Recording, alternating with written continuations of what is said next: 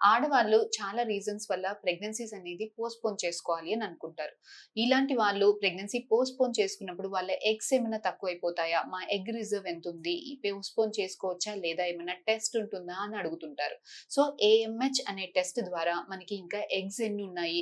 Postpone చేసుకునే దానికి scope ఉందా? లేదా? అన్న విషయం తెలుస్తుంది. ఈ ఏఎంహెచ్ టెస్ట్ అనేది పీరియడ్స్ వచ్చిన ఏ డే అన్నా ఇవ్వచ్చు. ఫాస్టింగ్ దికి తినేదానికి ఎటువంటి సంబంధము ఉండదు. ఏఎంహెచ్ టెస్ట్ మోర్ దెన్ 4 ఉంటే మీరు 1-3 ఇయర్స్ మటికి పోస్ట్‌పోన్ చేసుకోవచ్చు. 2.2 నుంచి 2.5 నుంచి 4 మధ్యలో ఉంటే సాటిస్ఫాక్టరీ లెవెల్ ఐడియల్‌గా ప్లాన్ చేసుకోవాలి. ఏఎంహెచ్ లెవెల్ 1.5 నుంచి 2.2 మధ్యలో ఉంది అంటే తక్కువ లో ఫెర్టిలిటీ ఇండెక్స్ అండి. ఇమ్మీడియేట్‌లీ ప్రెగ్నెన్సీ అనేది ప్లాన్ చేసుకోవాల్సింది ఉంటది.